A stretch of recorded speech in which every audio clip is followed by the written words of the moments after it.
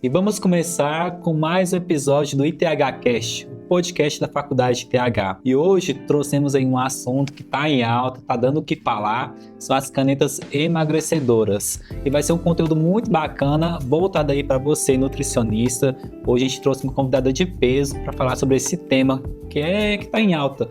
Tem profissional que é a favor, tem profissional que ainda está patinando aí para entender como que funciona, para aplicar aí com segurança, né, com prescrição e focar nesse sentido aí para entregar o melhor para o seu paciente.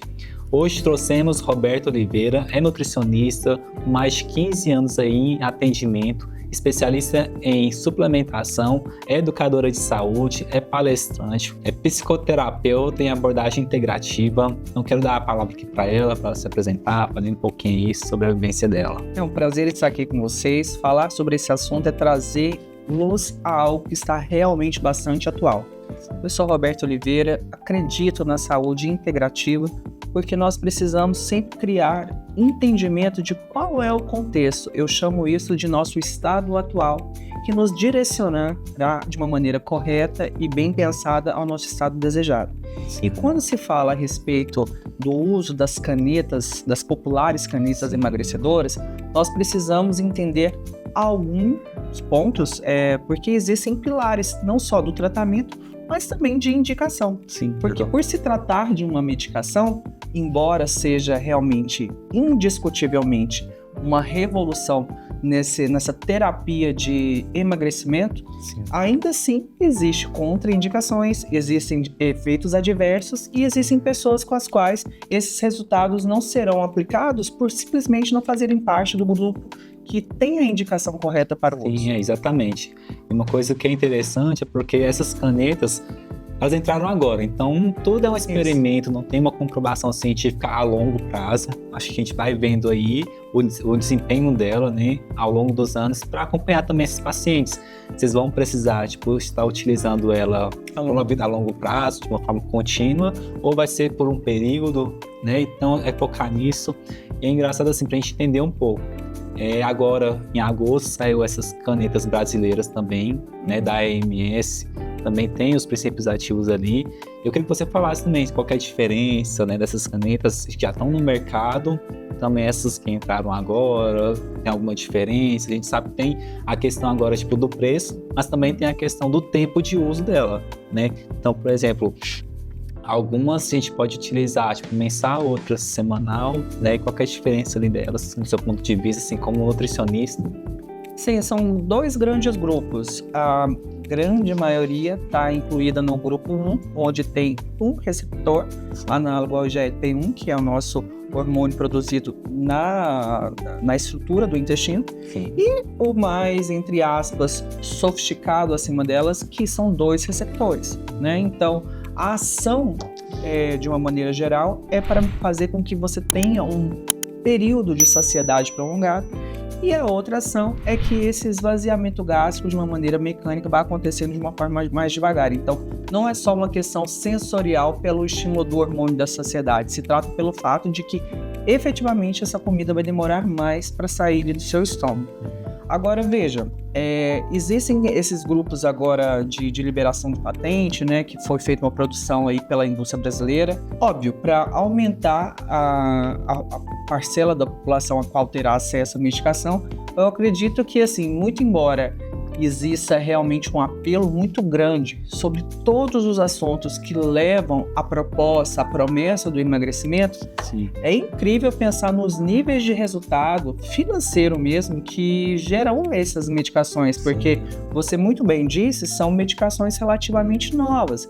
Então nós temos estudos que comprovaram a eficácia de 72 semanas, alguns de 84 semanas, mas não são 8 anos, não são 7 anos. Sim. São semanas, mas antes que esse estudo fosse feito, primeiro se fez uma triagem de um grupo específico para que aquele medicamento pudesse ter uma atuação que fizesse sentido para essas pessoas que também foram pré-selecionadas, passaram por uma seleção. Sim. Então veja, é um medicamento eficaz? Óbvio, tanto para a melhora do perfil da glicemia dessa pessoa, fazendo com que ela crie um retrocesso no quadro de diabetes, Sim. como também, até entre aspas, por desdobramento na redução do peso.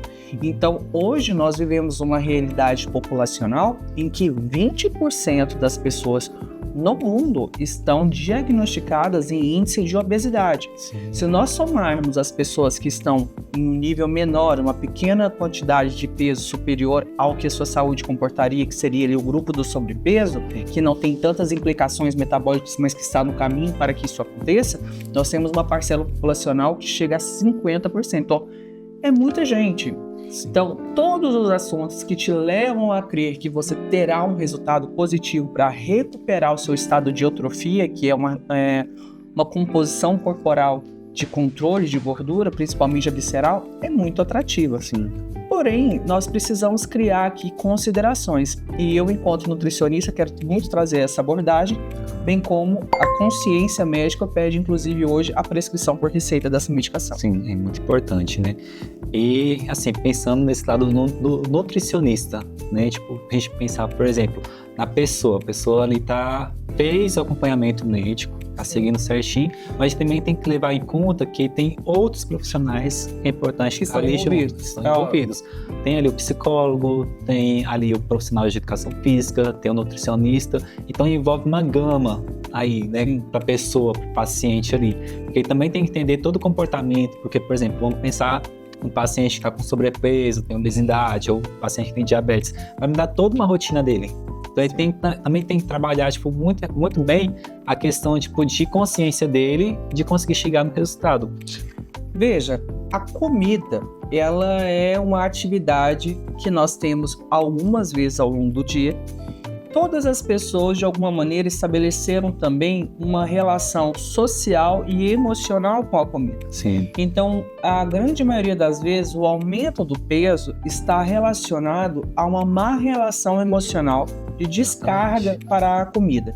Então, quando uma pessoa está em diagnóstico, em situação de obesidade, aí ela já cria uma outra situação fisiológica lá dessa vez, onde esse excesso de gordura também desempenha uma determinada função endócrina. Então, nesse escopo, uma medicação como essa é extremamente eficaz e interessante de uma maneira pontual. Sim. Agora, quando nós falamos a respeito do desejo de redução de peso para até viver melhor, ter aquela melhora emocional, aquela melhora funcional dos seus afazeres, da sua rotina, nós precisamos entender que a indicação desse remédio precisa respeitar qual é a sua realidade. Sim. Pessoas que têm disfunção na alimentação, que, por exemplo, às vezes conseguem manter uma rotininha até organizada durante o dia, mas tem um excesso de comer noturno. Sim. Ou é aquela pessoa que tem períodos assim onde, através de um determinado episódio de pressão emocional, ela tem episódios de compulsão ou comer exagerado. Sim.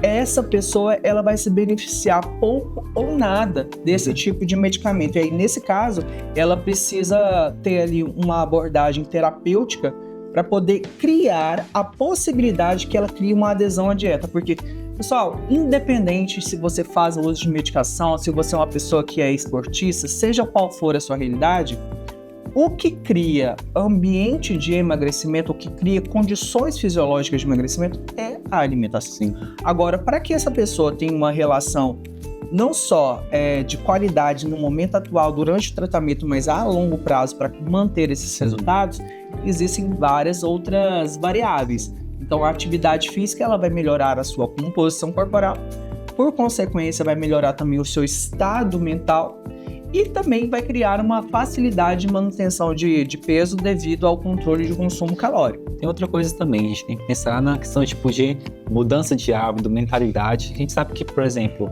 realidade brasileira, né? Tipo, o pessoal que trabalha o dia todo tem que fazer, tipo, ter essa consciência também, ter a questão, por exemplo, de trabalhar com uma dieta que faz sentido ali para a pessoa, né? Porque, por exemplo, tem pessoas que às vezes não gostam de um determinado tipo de alimentação, né? Tem restrição. Olha, as pessoas que de repente, esse exemplo que você trouxe da massa brasileira que sai de casa cedo, chega à noite e às vezes fazem 2, 3 refeições na rua, esse grupo de pessoa, quando, entre aspas, tem uma boa relação com a alimentação, mas só não tem a educação da qualidade, não tem um aspecto qualitativo, mas é moderado no aspecto quantitativo, essa pessoa é aquele perfil de alguém que vai indo num peso relativamente próximo ao normal e às vezes tem alguma insatisfação estética, uma barriguinha, uma característica genética que se expressa pelo excessozinho do peso. E aí ela vai começar a perceber um aumento de peso progressivo quando ela diminui a atividade, a rotina fica mais folgada, né, ali mais para o início da idade, da terceira idade. Agora, quando você fala sobre pessoas que estão em sobrepeso e obesidade já na fase adulta ali, no período funcional máximo de força de trabalho, essa pessoa necessariamente tem que ter algum tipo de problema na relação que ela tem com a alimentação.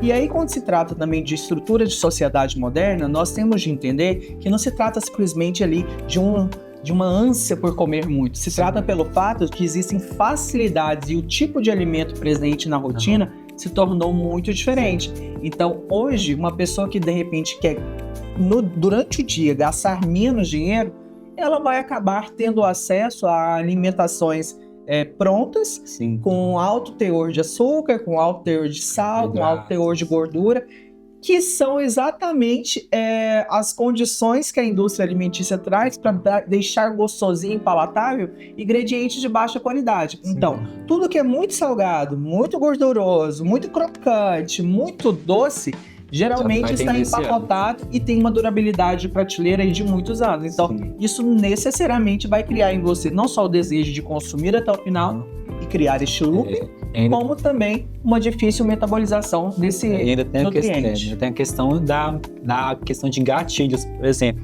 A gente vai pensar em questão de comportamental, questão mais psicológica. Alguns gatilhos também podem despertar, a questão tipo da compulsão, por comer um determinado tipo de alimento, né? Comer tipo um alimento mais voltado para açúcar, né? A pessoa, quando ela tem esse condicionamento de comer, por exemplo, eu chego no final do dia, eu tenho aquela sensação de que estou dentro do meu ambiente, estou guardado, então acabo tendo um exagero ou de comidas açucaradas, ou de comidas em pacotinhos, seja o que for, ela tem esse episódio de exagero, muitas vezes também está relacionado ao paladar mesmo. Então, assim, porque traz esse looping de vontade de continuar em grande quantidade.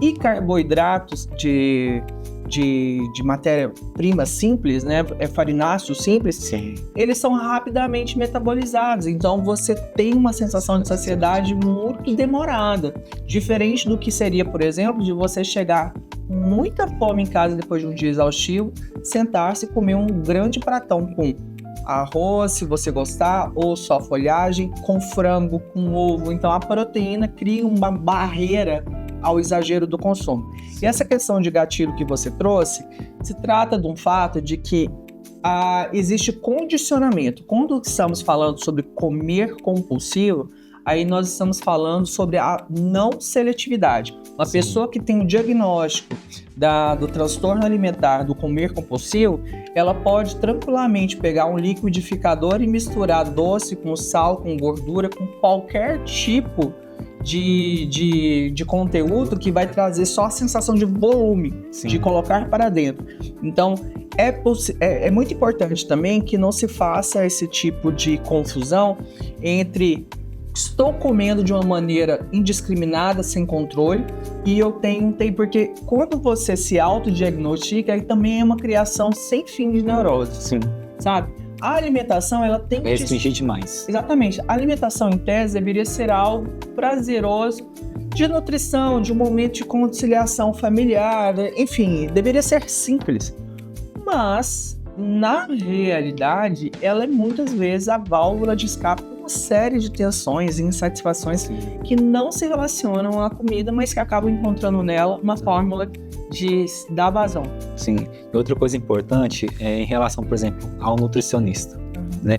Se, por exemplo, ele está com um paciente que está utilizando essas canetas, né? Qual que é a forma que ele deve estar conduzindo, agindo ali pensando ali, às vezes, numa dieta ou num protocolo ali para o paciente em relação, por exemplo, às vezes a pessoa está tomando e aí sente a questão de não sentir fome, né? Como pensar na questão, tipo, de trabalhar nesse sentido para não perder massa magra, né? Manter ali, tipo, o desempenho certo, né? Para não ter, tipo... Olha, se o nutricionista já encontra o paciente em consumo dessa medicação, ela precisa começar meio que de trás para frente, entender qual é o padrão alimentar que essa pessoa tinha antes da medicação, até para entender qual será o comportamento dele diante do consumo da medicação. Sim. Supondo que neste momento a realidade é que exista uma supressão, né, realmente bastante pronunciada do apetite, ficou suprimido, está tendo dificuldade de evacuar, a pessoa na realidade está com essa preocupação de saúde, ela precisa entender qual é o aspecto qualitativo que ela está levando para o prato. Porque se uma pessoa engordou, ela pode ter uma determinada seletividade de alimentos, como você bem colocou. Sim. Ela pode ter uma vida corrida que acaba se criando uma alta justificação para não olhar para esse aspecto das suas necessidades diárias com atenção. Então ela vai comendo o que precisa, o que dá. E aí, se você associa isso ao fato de estar com pouco apetite, o provável é que ela belisque coisinhas que ela já tinha um apreço antes. Então é aquela pessoa que passa o dia todo sem comer, chega no final do dia, come um chocolate e algum lanche, algum snack. Então isso é claro que, primeiro, vai fazer com que após o tratamento não crie nenhum nível de sustentabilidade. Sim. Porque antes de você pensar em desmame ou gastos com a medicação, é preciso que você entenda que é preciso aprender a alimentar-se. Sem o aprendizado de como deve ser a composição de uma nutrição que atenda às suas necessidades, primeiro para te levar para o seu estado desejado, que é a redução de gordura corporal, e depois conseguir te manter ali até você conseguir melhorar a recomposição corporal através da prática regular e de longo prazo de exercício, existe uma grande jornada de aprendizado sobre qualidade nutricional a respeito de como você monta o seu prato. E nesse ponto, um nutricionista, existem várias abordagens, tem pessoas que gostam de trazer uma proposta alimentar com bastante variedade para os seus clientes, criando somente a percepção se há ou não algum nível de alergia alimentar. Tem outros nutricionistas que preferem essa abordagem relacionada à funcionalidade dos micronutrientes presentes, então isso que já é uma restrição maior. Não importa, quem vai conduzir isso, inclusive, é o paciente. Quando te procura, já demonstra qual é a preferência pela qual ele tem. A questão dos objetivos que ele quer ali também. Sim, porque os objetivos podem ser os mesmos, mas os caminhos são vários. Sim. Então você pode, por exemplo, emagrecer comendo eventualmente um pão, ou você pode encontrar uma perspectiva nutricional onde o nutricionista vai te desencorajar, não por terrorismo nutricional, mas por entender que você teria outras opções alimentares que te trariam um resultado mais expressivo de saúde. Sim, Em relação, por exemplo, a quando o paciente sente náuseas, está tendo efeitos colaterais do medicamento, né? Como que o nutricionista poderia estar driblando isso aí, trabalhando com o paciente para ele conseguir seguir, né, dentro da rotina ali dele? Veja, sobre perspectiva nutricional, existem alguns alimentos que podem inclusive te ajudar a fazer uma redução de náusea em condições naturais. Por exemplo, se uma grávida, uma gestante do primeiro trimestre chega no consultório de um nutricionista muito nauseada com esses problemas, ela pode, por exemplo, sair de lá com a indicação de manter um pedacinho de gengibre próximo, né, debaixo da língua. Esse é um exemplo, consumir água em pequenos goles e esperando realmente que o corpo tenha ali uma boa receptividade a isso. Porém, quando você está com uma náusea induzida pela medicação, é preciso que você entenda que não haverá muitas alternativas que não lidar com aquela exacerbação do sintoma para você. Então, neste caso, o correto é fazer ajuste da dosagem e o responsável por isso é o médico. Sim. Então, muitas vezes, assim, tem pessoas que consumiram ou que ainda consomem, porque nós sabemos que, independente da necessidade da receita hoje na farmácia, ainda tem muito consumo espontâneo dessa medicação. Exatamente. Tem aquela pessoa que fica frustrada porque não teve o resultado esperado. Isso, muitas vezes, se deve ao fato de que não houve o ajuste da dosagem. Porque, veja, você falando a respeito do tempo de consumo, Se a gente for olhar pelos estudos clínicos que fizeram o acompanhamento para a redução de 20% do peso corporal nessas 82 semanas, é uma dosagem que extrapola quase 2 vezes o volume de uma canetinha que aqui no Brasil a gente tem por hábito usar durante um mês. Sim, Então essa história de ter a coisa, de ter o produto, mas fazer subdose, porque assim acredita que tá dentro do ou se não, eu pegar a receitinha da colega lá, da amiga, e tentar aplicar para ela. Completamente diferente. Todas as vezes que você vai se engajar no processo de emagrecimento, a velocidade com a qual o seu corpo vai conseguir responder àquele estímulo, além da sua composição atual, do seu histórico, é muito importante, porque essa recorrência de engordas e emagrece cria também no corpo uma resposta de diminuir a velocidade com a qual ele consegue oxidar essa gordura de estoque. Então, você cria essa memória. Assim como você se treinou bem durante um período, ficou sem treinar, você tem a memória muscular. Quando você ficou passando por períodos de restrição alimentar não pensada, sem pensar na introdução, sem pensar na manutenção, você também cria no seu corpo a capacidade de reduzir o metabolismo em resposta a uma redução calórica não planejada. Sim, legal. E aí, a gente entrando assim no assunto de suplementação, né? Fazer uma suplementação inteligente em relação a um paciente, por exemplo, que está em processo de emagrecimento, né? Qual que é a conduta do nutricionista para acompanhar ele, seja ele utilizando, por exemplo, essas canetas ou ele não utilizando essas canetas?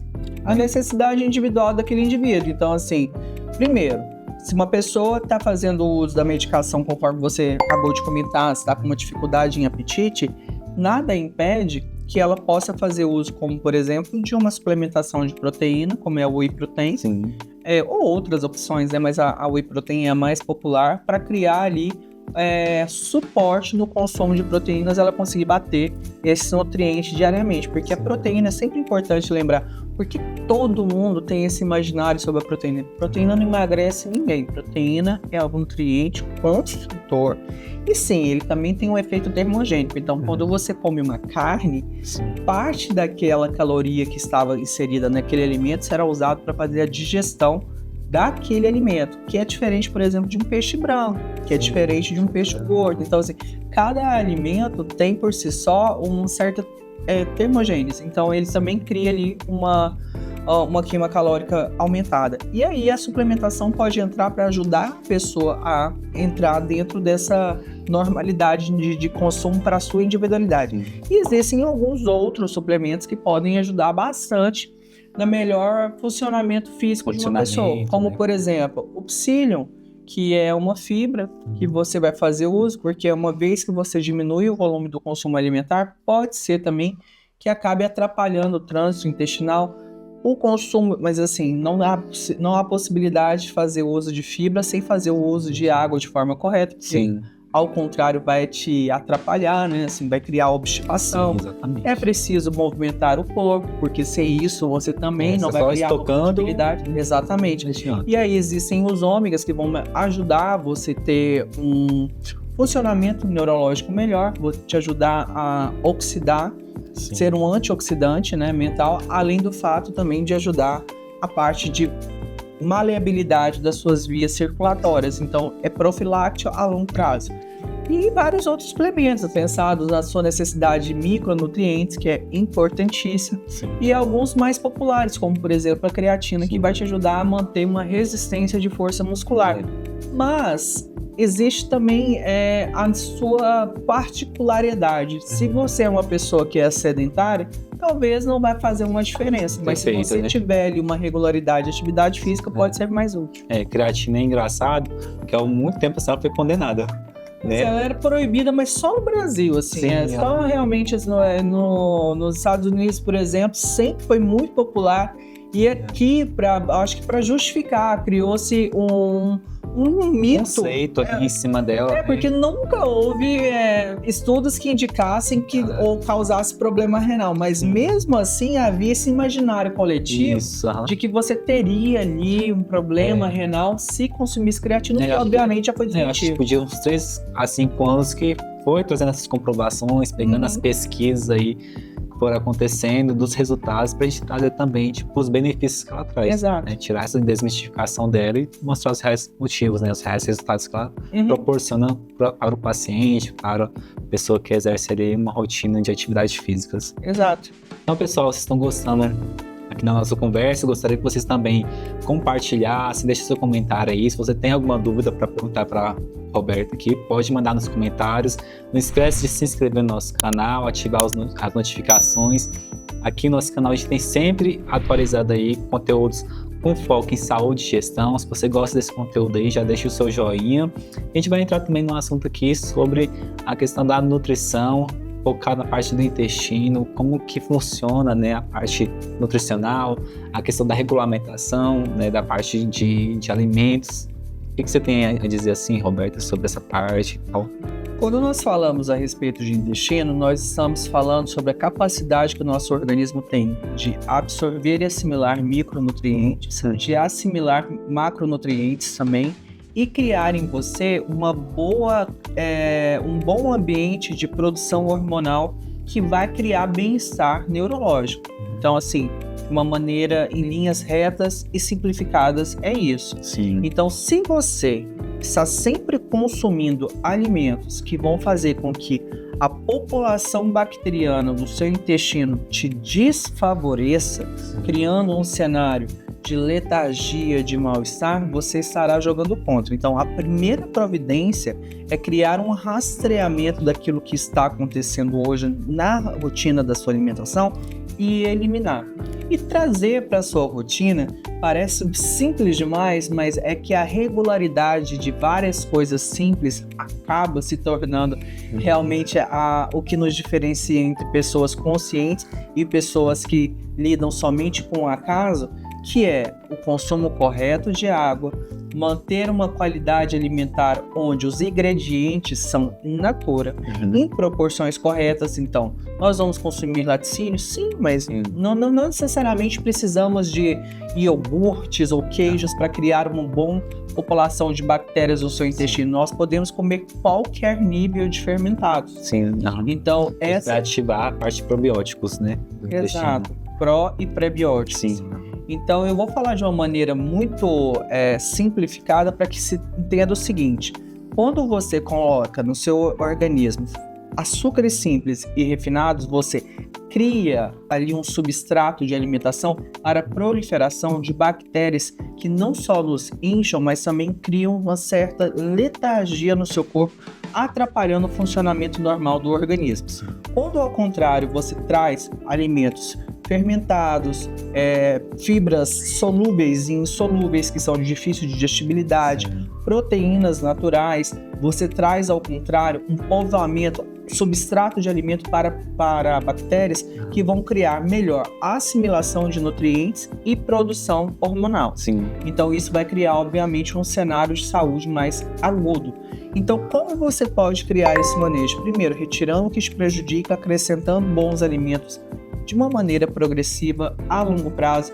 Não adianta fazer o consumo, a manipulação de vários prebióticos, probióticos e fazer o uso dessa suplementação de forma regular se você, na sua prática cotidiana de alimentação, não está agindo a contento. Sim. Então, é sempre importante, quando nós usamos esse recurso da suplementação, é lembrar que o suple, ele não vem para substituição, ele vem para acrescentar. Com certeza. Então, cabe ao profissional da nutrição mostrar para as pessoas que estão diante dela, ali no contato humano, que, primeiro, você entende qual é a realidade, você não condena o que ela faz, porque você tem que respeitar. Qual é o conceito cultural que ela tem de alimentação? Qual que é a realidade emocional dela para, inclusive, encontrar suporte profissional para te ajudar? E, a partir disso, criar o melhor cenário possível. Tá? Então, a saúde intestinal hoje, nós entendemos que ela tem uma correlação direta com várias outras debilidades da saúde humana que até então não se tinha essa relação próxima. Então, é muito recente também esses estudos. Exato, agora, assim, a popularização desse assunto é muito recente. Sim. Nós estávamos falando a respeito da caneta assim, de uma maneira mais pronunciada. Sim. E é muito importante pensar que, embora esse seja uma nova possibilidade muito interessante para o tratamento da obesidade, Sim. até outro dia, a indicação mais certeira para tirar essas pessoas da obesidade de risco de saúde mais expressivo e mais proeminente era a cirurgia bariátrica.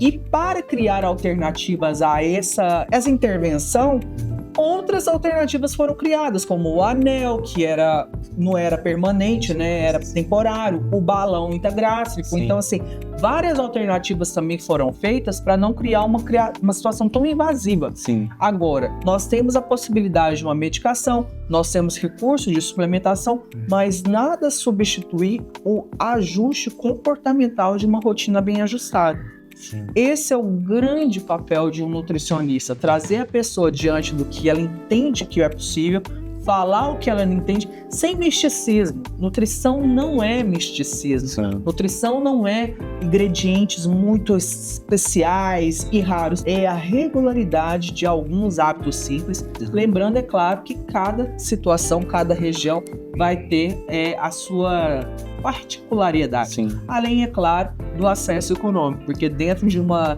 mesma cidade existem vários mundos. Aproveitar a variedade de alimentos que a gente tem aqui, né? Não, nós estamos assim, completamente fora da o hábito, curva, né? sobre essa capacidade de criar variações de alimentos frescos, Sim. sazonais. Porque em Produtos outros naturais lugares a gente do mundo, consegue encontrar.